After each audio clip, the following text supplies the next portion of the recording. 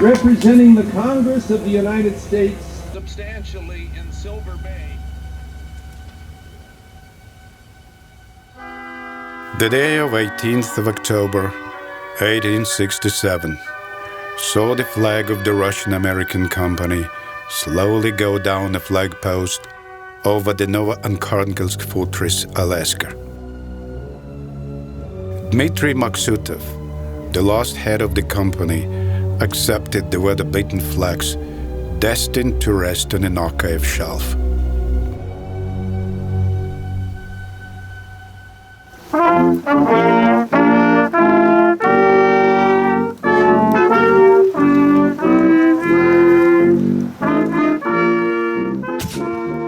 Thereafter in Sitka, a scion of Novoarkhangelsk, they have observed a solemn annual ritual of the handover to the SA of Alaska, as well as of the neighboring islands.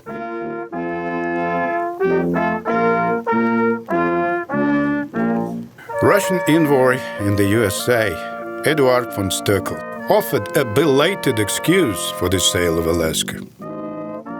To me, the future of our colonies appeared in dire straits. We had failed to promote the natives' welfare, neither could we raise their morals. Nobody believed him, and even though his fall from grace was generously reimbursed by the Russian emperor, his diplomatic career had come to an end. He had to leave Russia for good.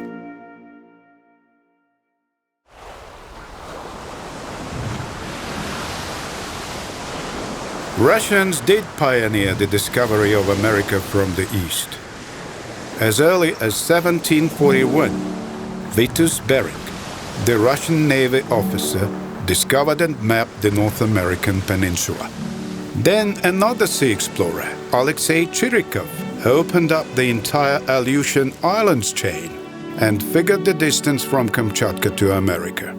Eventually, in the mid of the 1760s, Russians used to relay the islands chain to make it to the neighboring continent.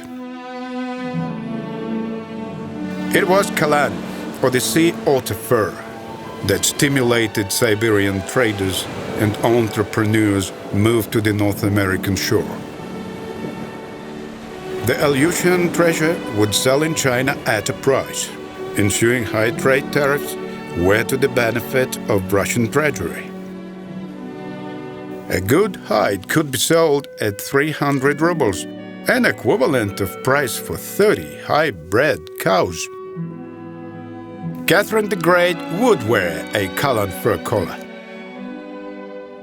However, she'd confined her empress' ambitions to mere trade with, rather than reign over, her prospective subjects. Neither the natives of Alaska fancied themselves under her ruling hand.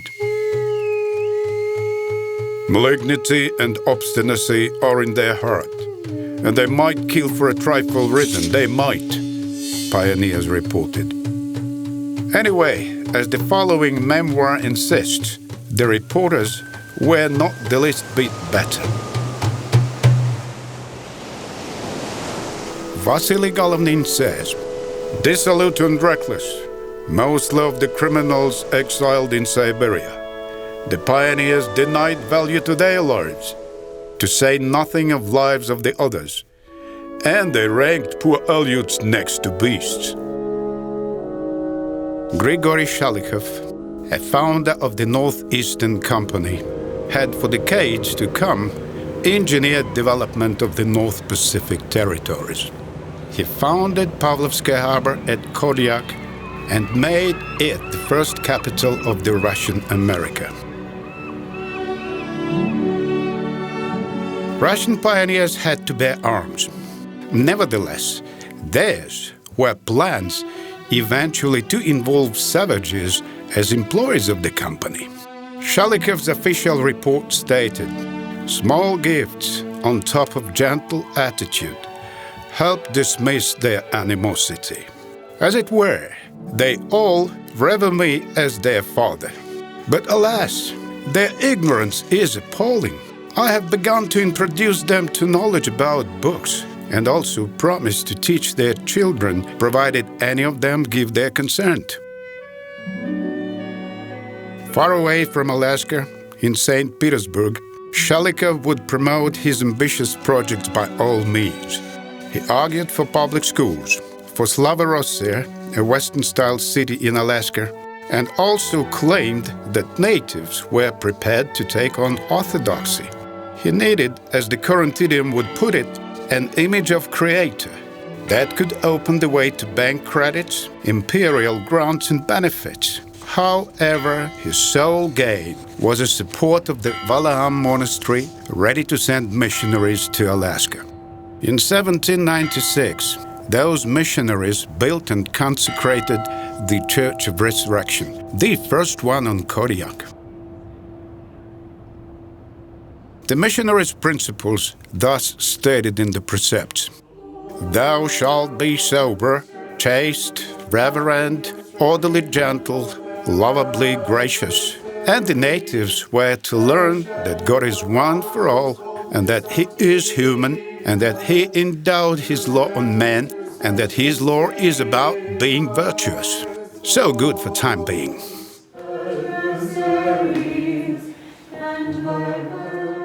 There was a lot for the missionaries to put up with. However, they couldn't reconcile with the loose lifestyle of the company's management.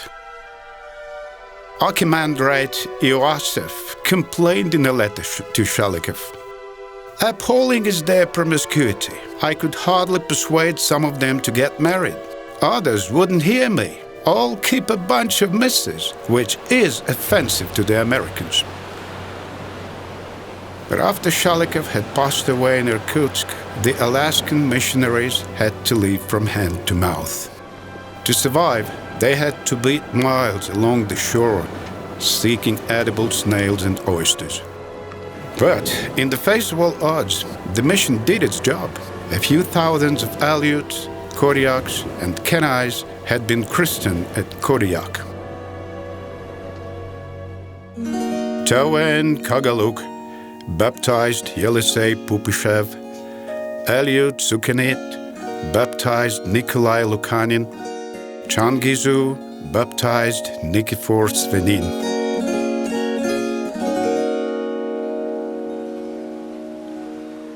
The first mission to the mainland Alaska ended in a tragedy.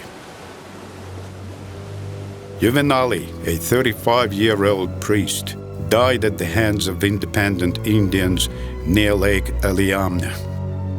His death inspired a legend. Allegedly, Juvenali's deadly wounds couldn't prevent him from following the murderers and singing prayers.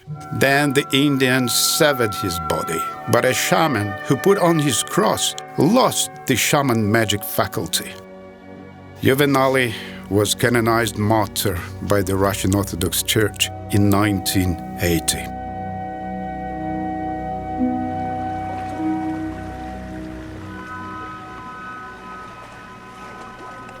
Monk Herman of Valiaham, the lowest in rank among the missionaries, had served his Alaska mission for 40 years. "I am a very humble servant of the people here, and they are nurse," he used to say. His sacred relics rest in the Church of Resurrection, Kodiak. His chains and cross remind of his remarkable endeavor.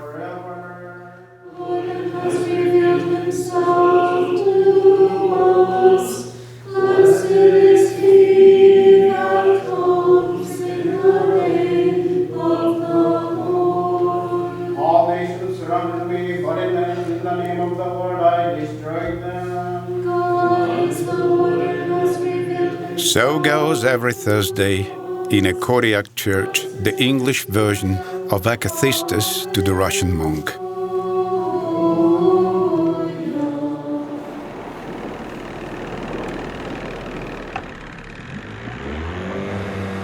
Yelove Island had become his new Valiaham, and Aleuts of all ages and walks would kayak their course there too, and seek his prophetic advice or protection.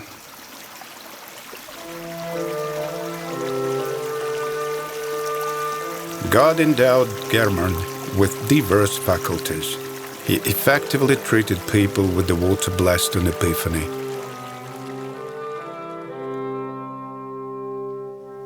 He talked to Navy officers or the company's employees, and their minds would change.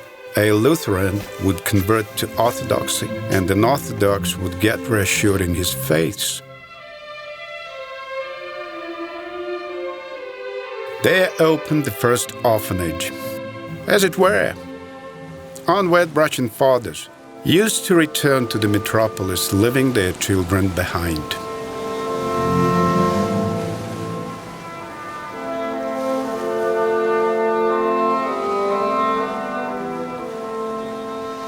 Missionaries set up schools, learned the local languages, and compiled dictionaries.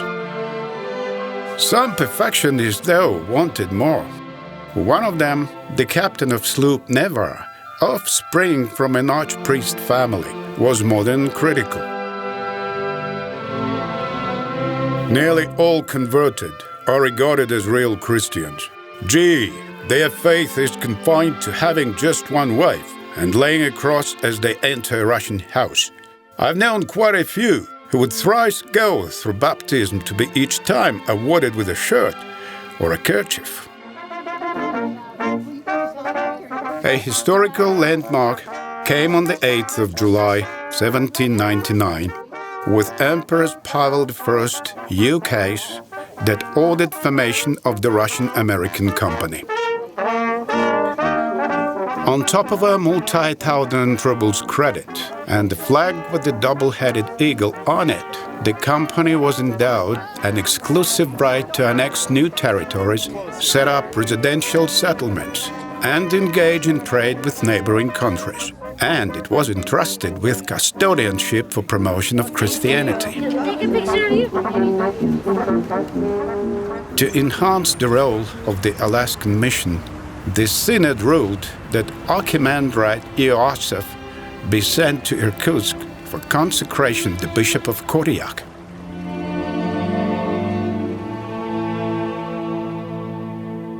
Bishop Iosif of Koryak had never returned to Alaska.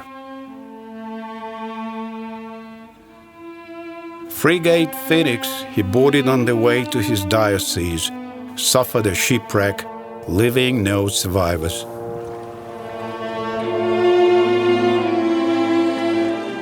The Russian-American company managers were less than embarrassed.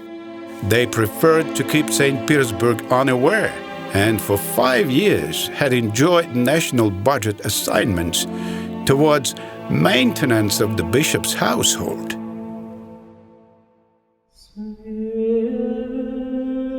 A man destined to take over the Alaskan diocese was at that time in his baby age. Vanya Popov was born in Angar, an Irkutsk province village. A few years later, the village community came to appreciate his learner's potential. They collected money to send him to Irkutsk Ecclesiastical Seminary. There, his first name was changed to Ioan, his last one to Veniaminov. The reason was that the administration had to deal with too many Popovs, the namesakes. After 7 years of seminary, Ioan went to serve in the Church of Annunciation in Irkutsk, first as deacon, then as priest. With his wife Ekaterina Ivanovna and his son Innokenty, they make a happy family. Innokenty recalls, "I hear stories of how eager, how diligent Aleuts have been when praying.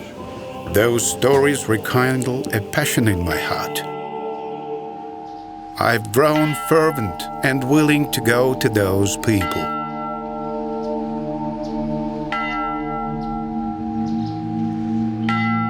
Ioan Veniaminov appeared the only priest of the Irkutsk clergy agreed to go over to Alaska. On the 24th of June, 1824, he went ashore on island Unalashka. There he found out that his 10-settlement parish had no church. And he put his hands to teaching Aleuts carpentry and cabinetry skills. In 3 years, the new church was blessed with the name of the Lord's Ascension.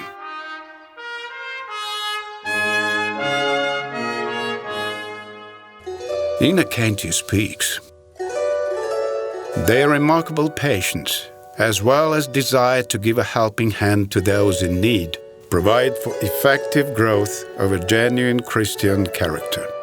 Their hearts are alien to envy, in particular to that evil kind of envy, poisoned by hostility to strangers. Faced with a danger in the open sea, Aleut will bravely and skillfully fight against the odds of the nature to the end of his bodily power.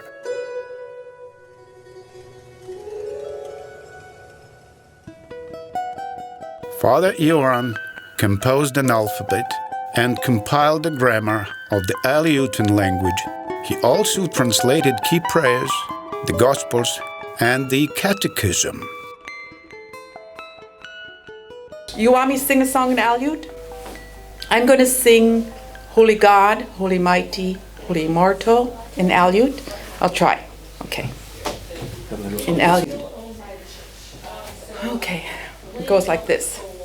An wuan galehi asada, tu mamman galehi asada, asademu an galehi asada, itinitoni sada, an wuan galehi asada, tu mamman galehi asada.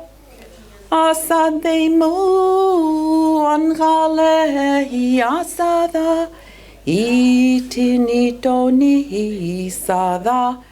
And the group of Aleuts that start in the Pribilof Islands, our Aleut dialect is a little different from the dialect of the Aleutian chain because we had a lot of the Russian influence in ours. So when we say we want tea, we say chayu. Innocenty recalls. When Aleuts saw books in their native language, even old men began to learn to read.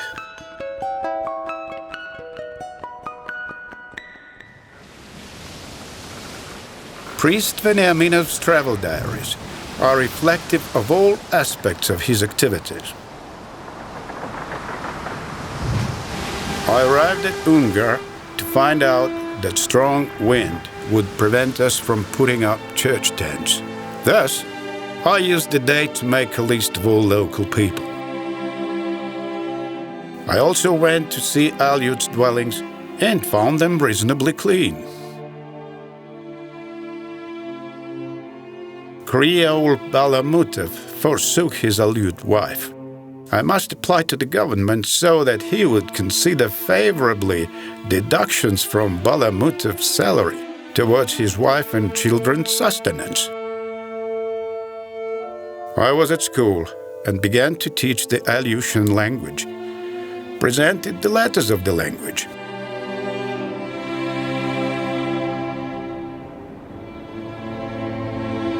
The colony's population comprised Russians, Creoles, and Aleuts. Creole used to apply to posterity of the foreign men and the native women. As a social group, Creoles never existed in the Russian Empire. This long word is a legacy of the Spanish colonial vocabulary, somehow took root in Alaska. The ethnic social statistics is as follows. Russians count 28 people, Creoles 103, and Aleuts 1,452 people.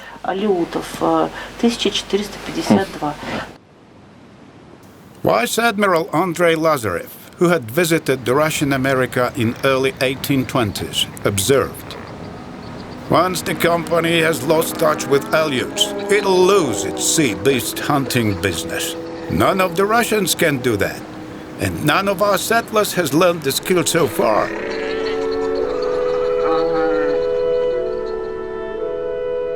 In Aleuts, Ioan Veniaminov valued people rather than hunters.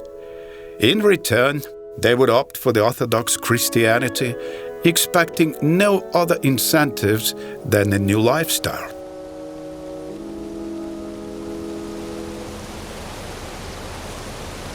Great-great-grandfather, who was from Russia, came here, and the history goes back that he had married a native woman. It was usually he married a Yupik or an Aleut. I think it was an Aleut from Kodiak. And then they had, that's how our family started. And then we were brought up not as Aleuts. I didn't even know I was an Aleut. When I was a kid, our life was the church. We're just Orthodox Christians, and that's how we were brought up till, like when I was 14 years old and left the islands for school. Then I discovered, oh, we're Aleuts.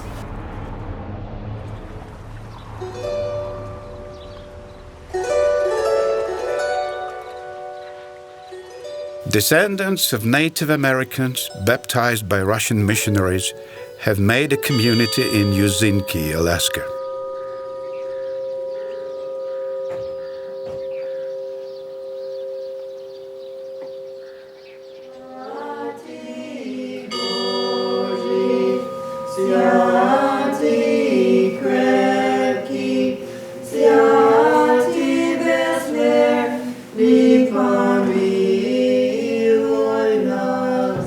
Today, Father John Dunlop shares this service with Archpriest Yevgeny Startsev, who, like Ioan Veniaminov, comes from Irkutsk. Have mercy upon us and save us, for he is good and loves mankind.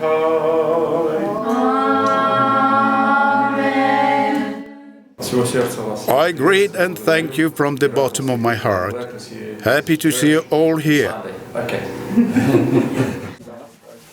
A tradition insists that the priests be invited to an after-service tea party.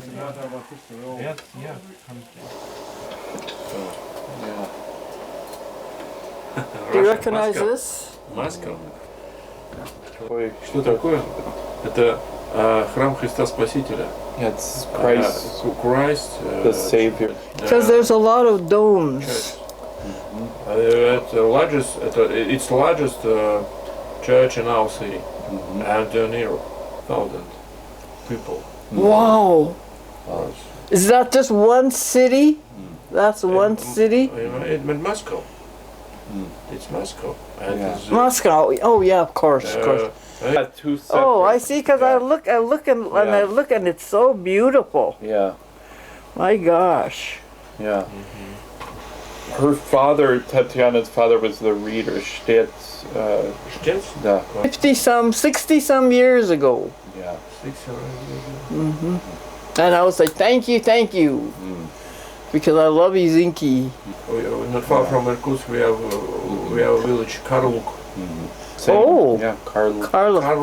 Yeah, Kodiak, gosh, I don't know. it's hard to say. Yeah, most villages are, native. There's actually not many regular Aleuts left. I think in Yuzinki, my family's the only Her family total is all Aleut. Aleut. Husband was part Yeah. Russian. Her husband was part Russian. Russian? Yeah, Where? Zach, Zak? Chichinov. Zakhar. Chichinov. Yeah, that's her name, Chichinov. Chichinov. Russian? Yeah, Your husband was Russian?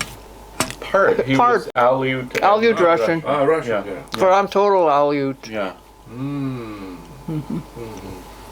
Okay. Both my folks were Aleut. And his mom was Aleut and his dad was Russian. Okay. Many Russian blood. Yeah, they're part Russian. Yeah. My parents spoke Russian, but they never spoke to us. They talked to us in Aleut. Because in church all these years in Karluk, we sang nothing but Russian. We didn't know anything English. And then when we came here, I don't know how they ever started English.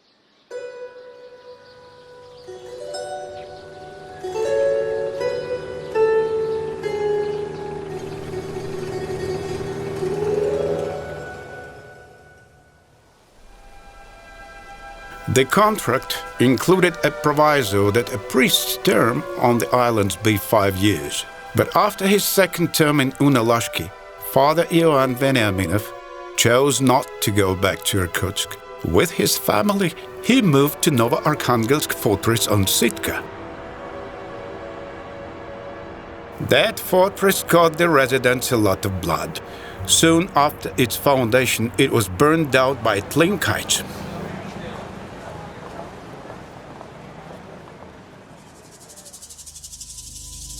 Alexander Baranov did express apprehension.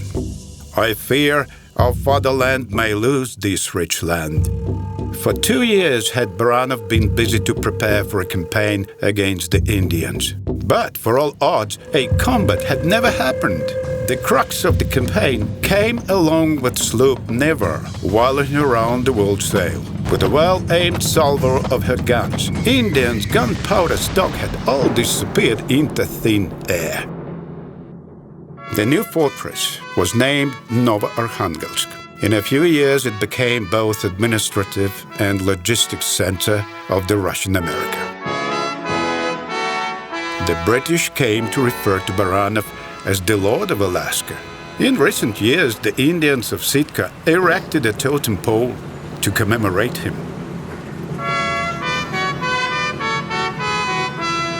The Alaskan Russians used to call Tlinkites Koloshi. The latter referred to Russians with the word Kuskekuan, which meant people from faraway clouds or people from the horizon.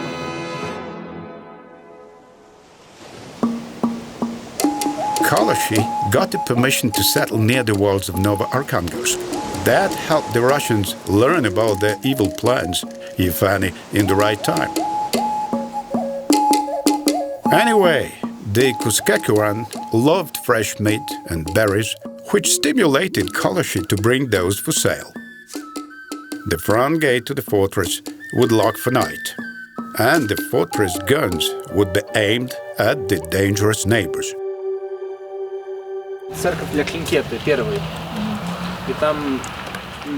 This is a church for Tlinkites. They divided the church premises between the Tlinkites and the Russians. They used different doors to enter because Russians worried lest Tlinkites attack them.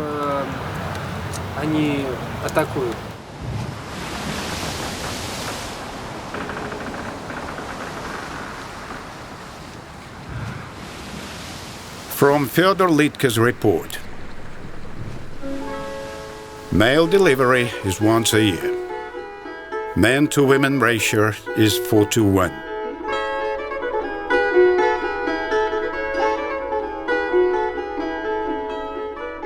Koloshi are taking to new needs they have learned about from Russians.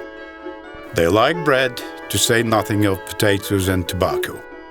Toyons parade in latest style uniforms, and they are dying to see their wives wear something Russian.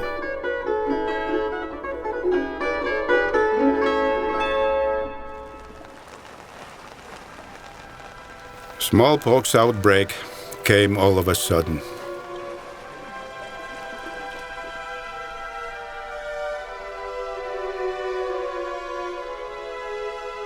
Father Ioan suggested everybody be vaccinated. Koloshi refused, and the death toll took mostly aged Indians. With them was gone the rancorous hostility. The young saw the Russians secure from the mortal disease and eventually agreed to vaccination. Father Ioan took a liking to Koloshi. First for their big black open eyes, their full of dignity upright bearing. He found them active, smart, and alert to secondary education. Innocenty recalls, after the smallpox, them who willed to be baptized, I welcomed with all my heart, but I also obeyed the Taurians, and first and foremost, their mother's agreement, and I always consented.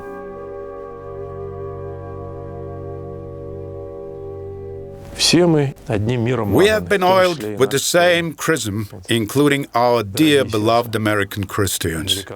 In this fontal chest are chrism and oil and the scissors that cut the hair of those being baptized, whose offspring have disseminated all over America as well as over the rest of the world.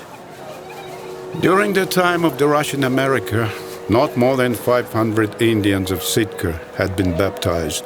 Given that the total native population numbered 8,000, all likelihood was that after the sale of Alaska, they would abandon their Orthodox legacy. But contrary to the apprehensions, when in the mid-1880s, the Orthodox mission resumed its activities, more than 3,000 Indians had been baptized within 3 years, and there was a five-fold growth of parishes. More honorable than the cherubim and more glorious beyond Ina Katie speaks from A Way to the Kingdom of Heaven by Ioan Veniaminov. Do not look up to sinners and never excuse yourself by their example. Do not say, as some would do, "Alas, I'm just one of many who failed to live by Christ's precepts." But if you verily knew that all around you, even those who ought to set an example of virtue and piety, do commit trespasses, would you make any use of such awareness? Their perdition will not mean your Savior.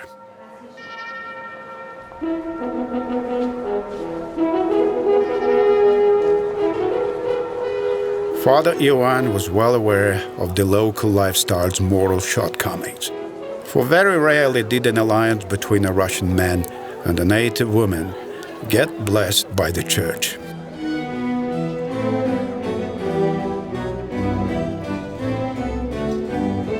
With the spread of enlightenment grew their lust for fashion.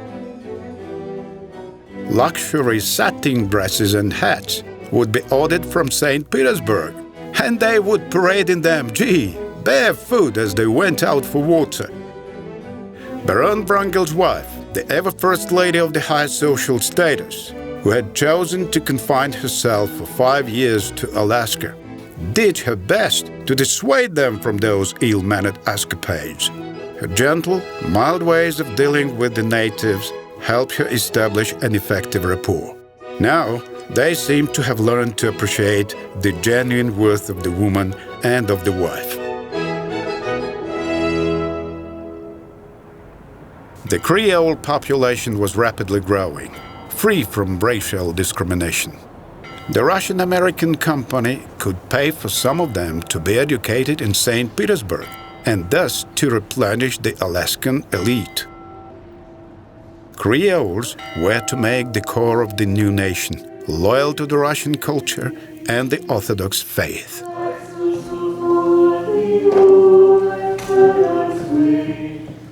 И в этом была идея святого Иннокентия, что не русские будут проповедовать коренным жителям и обращать их в христианство, а сами... It was the Innocentia principle that native people be baptized by their kinsmen rather than by Russian missionaries. The Innocentia principle took on life in the activities of his brightest disciple, Yakov Netsvedov, educated in Irkutsk seminary. His mother was Aleut, so he was Creole. Он же креол, мама у него алеутка. In 1994, Yakov Netsvedov was canonized a righteous by the American Orthodox Church.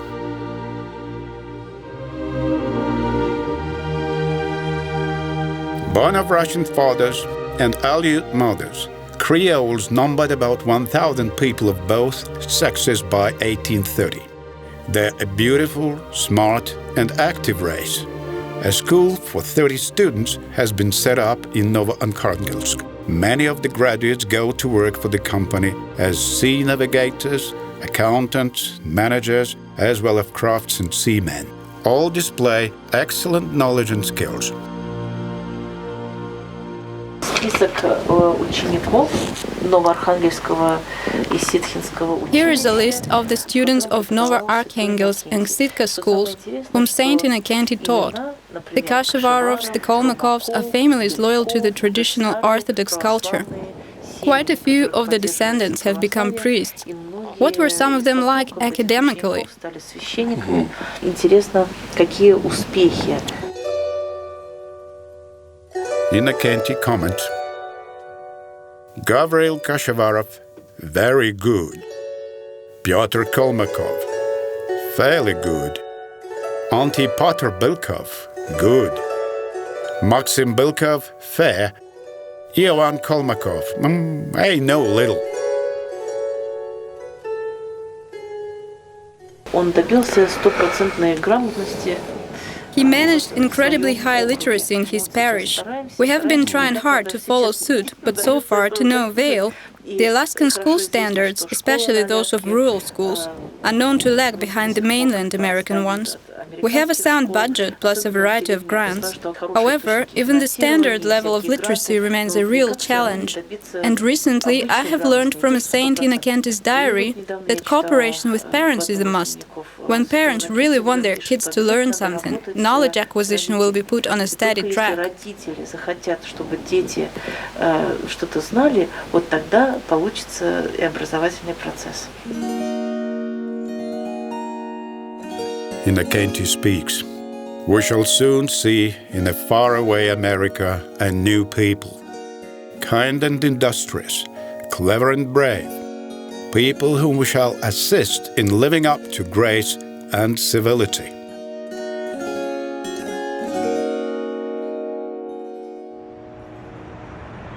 A Novoarkhangelsk priest would also pass the settlement Ross in California.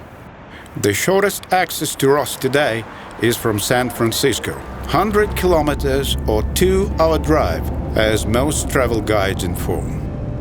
The Russian-American company regarded the local, luxuriant land as its second asset.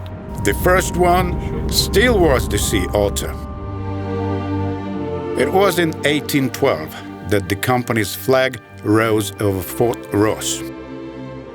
High walls and big caliber guns provided for defense from both the militant Spanish and the Californian Indians.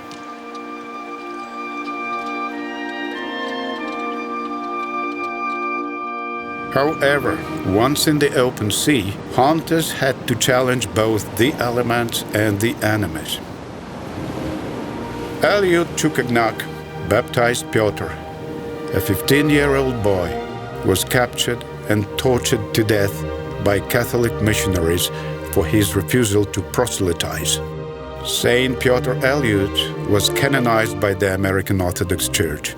Churches have been built and then blessed by his name. Americans of Russian descent have a tradition of gathering in Fort Ross each October to celebrate harvest season. In earlier times, cattle, horse, and sheep breeding was popular in the area. Qualified agronomists used to grow wheat, fruits, and vegetables.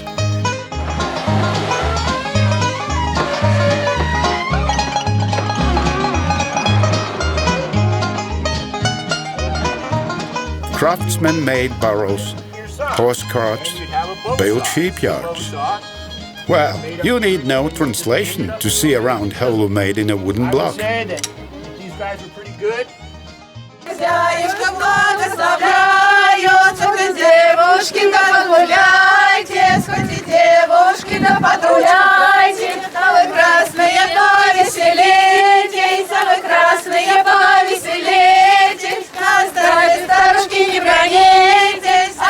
For lack of Russian women, Eskimo, Creole, or Indian girlfriends would make studies for Russian entrepreneurs or Kodiak hunters. Is your fiancé rich? Oh, not rich, what a shame!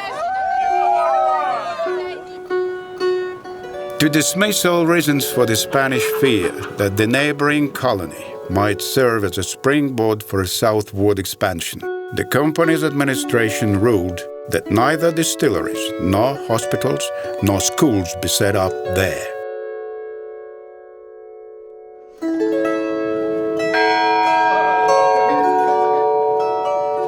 But for all odds, the company's employees had donated 1,573 colonial ruble marks towards a chapel construction. Father Ioan baptized 90 people and got wedded 17 couples there.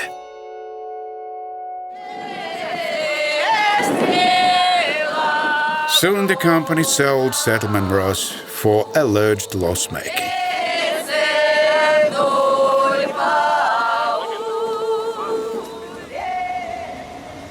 On the news of gold deposits near Ross, would-be governor of the Eastern Siberia Mikhail Korsakov made a comment. The Ross administration appointees were all frauds, and the reason why Ross had been sold was, I believe, lack of courage to persevere with the pioneers' course by promoting sound management as well as effective control of the settlers' behavior, so that clashes with foreigners might be avoided. After 15 years' service in America, Ioan Veniaminov was blessed by the Bishop of Irkutsk to go to St. Petersburg. With him, he brought a project of improvements on the Orthodox mission in the Russian America. He did have the courage. He handed over to journal publishers a few chapters from his forthcoming books about Alaskan peoples. Petersburg and Moscow readership devours the publications, and they do feel for the author. He seems to be proud of Aleut's magnanimous character, albeit admits their imperfection, a critic comments. Holy Synod welcomes his suggestions that new churches be built, regular missions be formed, and more priests be commissioned to serve in the north of America. His Petersburg mission was interrupted by a tragic news from Irkutsk. His wife passed away. That ensued his monastic vow. He chose a new name, and the name was Innokenty. Some members of Holy Synod objected to the new diocese for lack of cathedral, clergy, and last but not least, the bishop's residence. So what? The sovereign retorted, may he not, being equal to apostle, get consecrated?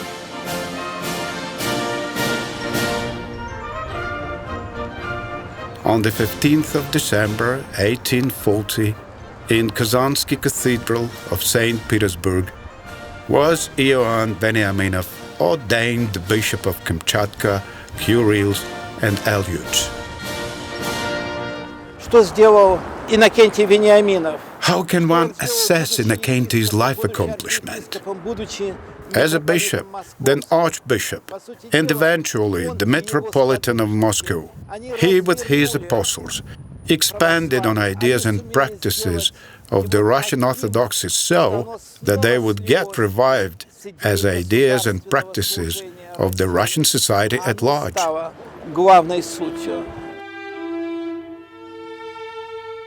In September of 1841, Bishop Innokenty took up his residence in Novoarkhangelsk-Sitka.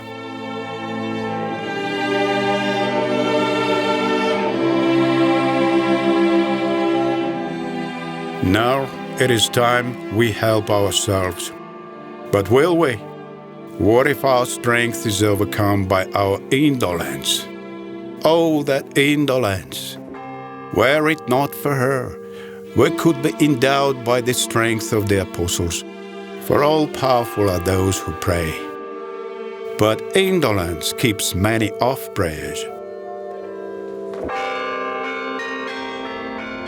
Bishop Innokenty designed a new cathedral and supervised its construction.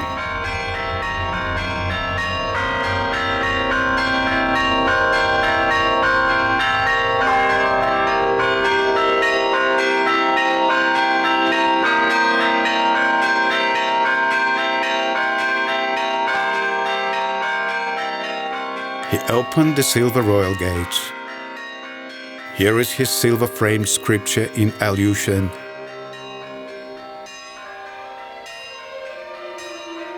Here is his bishop's mitre.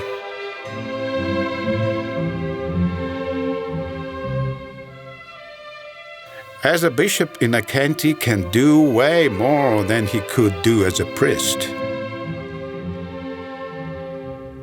He commissions making up alphabets and elementary readers for the Alaskan peoples, as well as translation of basic prayers and of the Gospel of Matthew.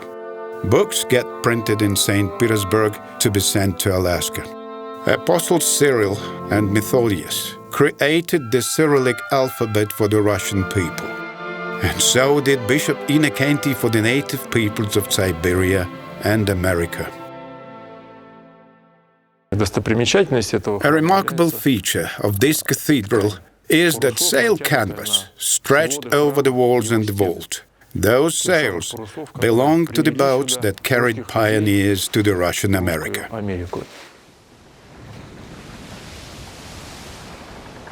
From his Sitka residence, Innocenti blesses the mainland missions of Nushagak, Quihpak, and Kenai.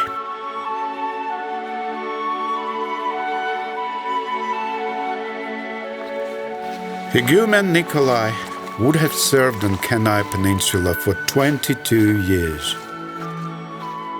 This is his comment of his parishioners' lifestyle. Their life is all about searching out sustenance. They follow wherever the beasts move.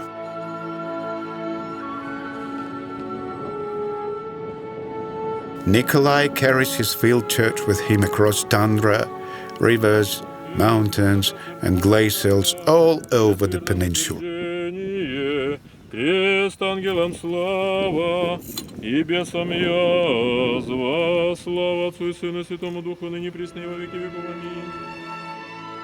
In winter, carefree natives often come to Nikolai's mission as they seek refuge from a looming famine. He treats them with soup and bakes small pies for children.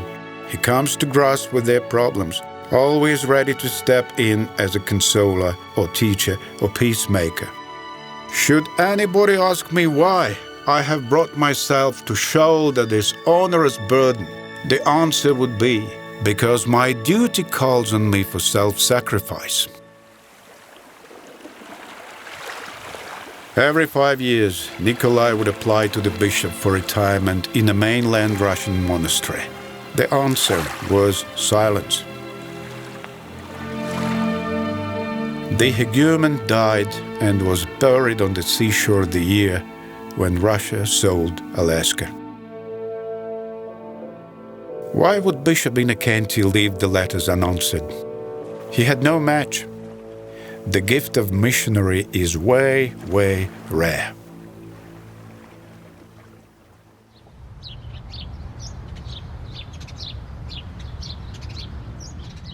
Мы с вами находимся в Знаменском соборе Знаменского женского. We are in Znamensky Cathedral of Znamensky Nunnery in Irkutsk. Here rest the relics of Saint Innocenti, Bishop of Irkutsk and of all Siberia thaumaturge. Святитель Иннокентий Вениаминов. И с этого места Saint Innocenti Veniaminov acquired his first name after him. And it was from Irkutsk that he would make his missionary steps to Alaska, Yakutia, Kamchatka, and eventually to Amur. Он проповедовал Слово Божие. There he preached the word of God. The key of his missions was enunciation of Christ's truth. He was a man of the broadest education. He would embrace craftsmanship, as well as the competence of geographer, linguist, and historian. Он был и географ, и лингвист.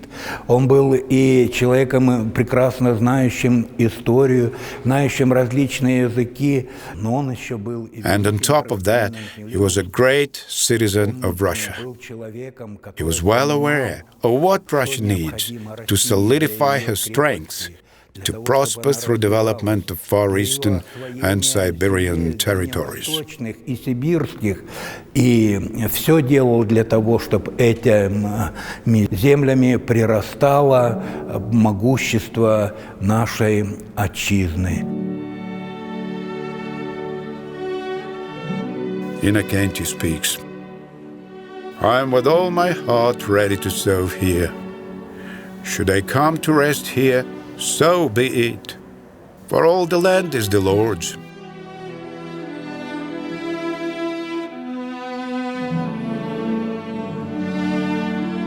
My house is in the outskirts, next to the forest. The site is dry, the construction is sound. All rooms are well planned.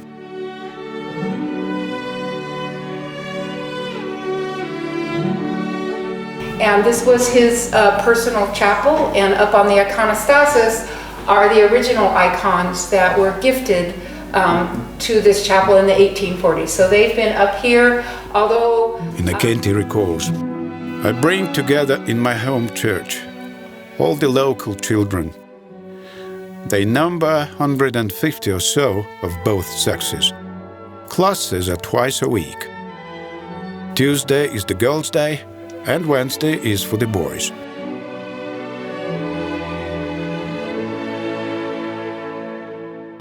Everything in it, the original furnishings and the other research that we've done, all of it shows the level of importance placed on Bishop Innocent, his role, and in the church itself. It was really impressive to see, really see the tangible value put towards this position. Of 280 Russian men in Novoarkhangelsk, only 70 have come with their wives. Of chastity, the native women's awareness is still in the bud, so writes Innocenty to Synod. Imagine what morals the men thereby display, to say nothing of the women. What can be done?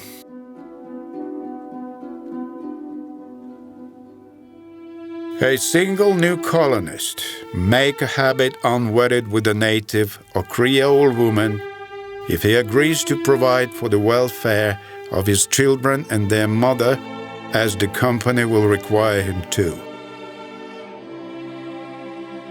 Evil that remains, if plausible, but of two evils, you choose the lesser.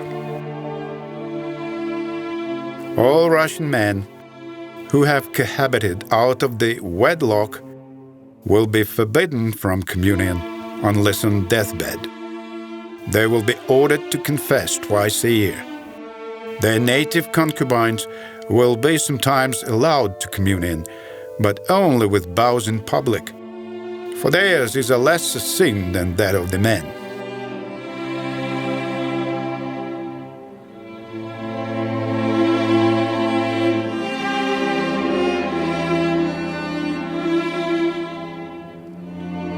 Creole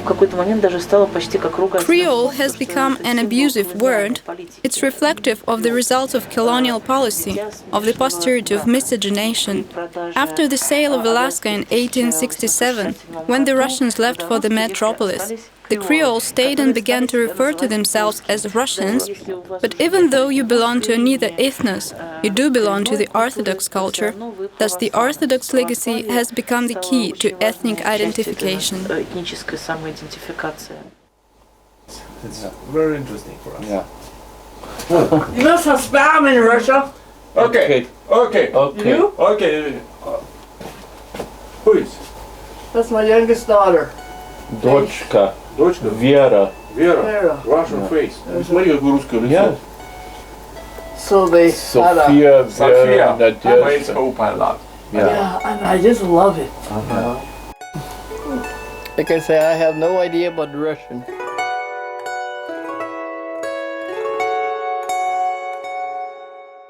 В 1871 году был подписан законодательный акт аляскинский, когда тот, кто хотел получить землю... By the 1871 bill, only native residents had the right to 160 acres of land. As a result, all the Russians were prompt to claim native resident status. However, that caused a psycho-ethnic trauma that has persisted in the parishioners' minds. И до сих пор вот эта травма психологическая, этническая существует в сознании прихожан, местных жителей.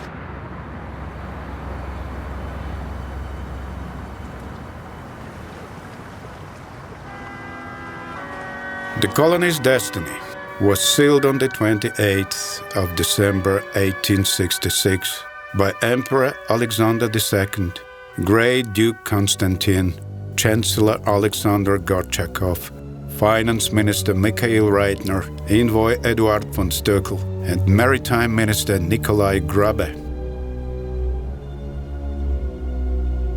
Reasons? No one cared to or dared explain. The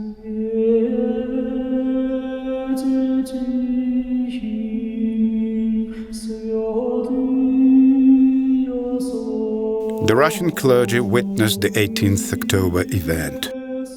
Thus wrote Archpriest Antony. Swiftly ran down the flag from over the commanding officer's house.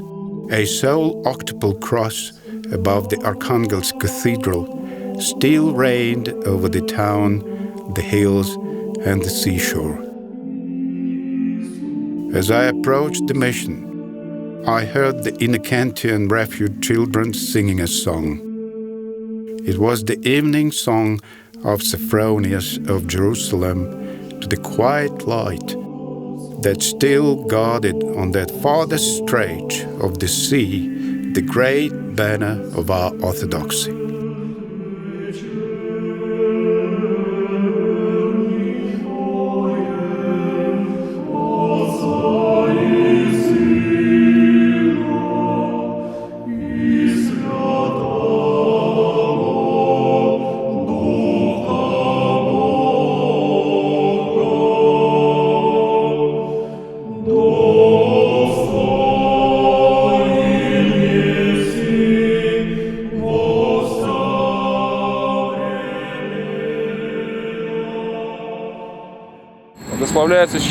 Blessed be this ship in the name of the Father, the Son, and the Holy Spirit.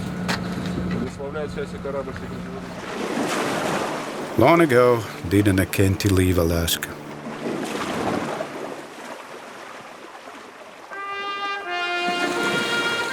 His missionary gift was needed in Kamchatka and Yakutia.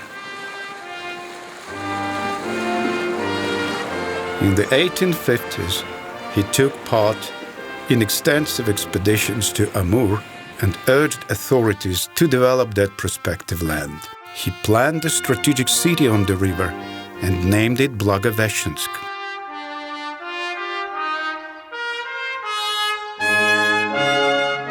Two men were distinguished by Emperor Alexander II, personal ukases, for their remarkable accomplishments in the Eastern Territories. One has always had a high profile. General Governor Muravyov rose to the rank of Count, was honored by adjoining last name Amursky and a seat on the State Council. The other one, though, was sunk into oblivion by the Russian Revolution and the posterior aggressive atheism. That ukase appointed Innocenti Veniaminov Metropolitan of Moscow and Colombo. As the Metropolitan and a member of Holy Synod, Innocenti did care for the parishioners of the Russian Orthodox Church in Alaska. He established a North American Bishops' Department. He also made provisions for the prelateship and ensuing sustenance. As it happened, Innocenti willed his Panagia be sent to stay in Mikhailo Arkhangelsky Cathedral in Sitka.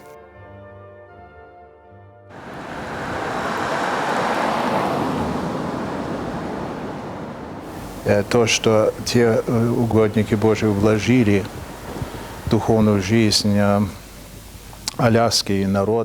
Whatever the missionaries have contributed to the spiritual life of Alaska will remain a formidable asset. The Alaskan Orthodoxy has always been conservative or traditional. So far, the Diocese of Alaska has preserved the status of autocephaly under the former Russian Metropolitan See. All activities are based on the traditional style, at the time when most of others have taken up with the Reformed Christianity. Существует на старом стиле, молится по старому стилю, когда все остальные епархии перешли на новый стиль, новый календарь. Tradition is a sound word, albeit not quite appropriate, in a cosmopolitan New York, the city of both the Metropolitan Synod and the Russian Orthodox Church outside of Russia and Metropolitan Hilarion.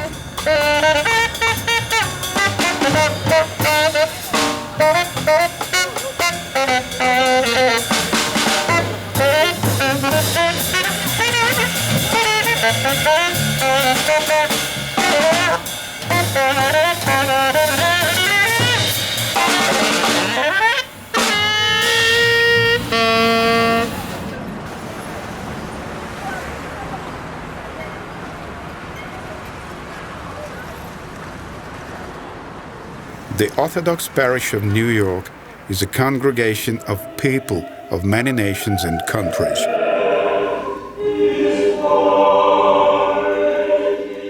Metropolitan Hilarion has to solve a problem of making the service get across to parishioners.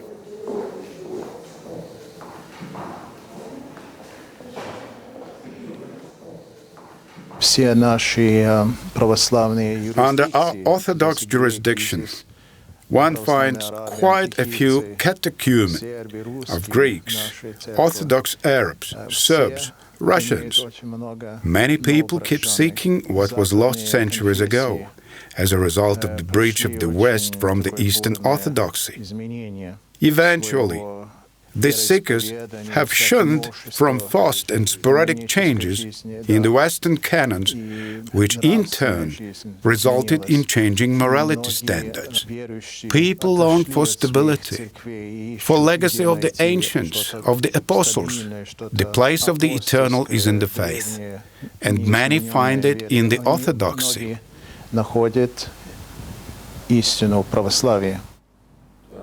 Priests Benedict and Mark, as well as their families, have converted from the Anglicanism to the Orthodoxy, and such conversions have become common.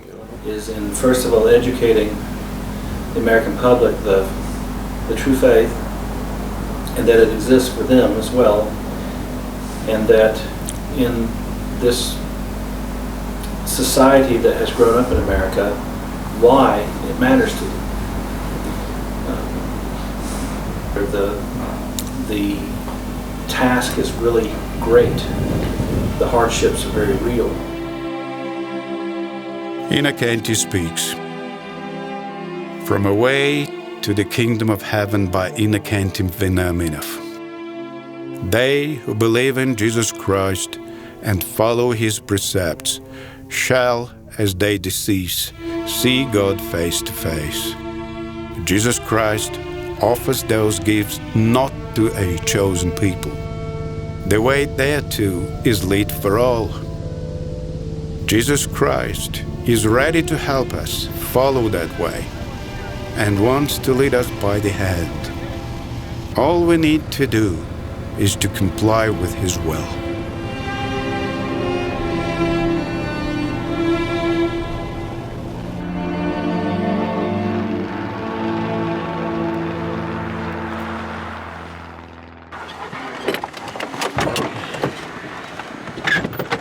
Very nice. Thank Would have you. been a lot bumpier down low. You did a great job. I forgot my prayer. What? My Pray prayer for him. before Okay, we of go course, over. of course. Malit. Of course. Oh, My friends, just a Malit. minute.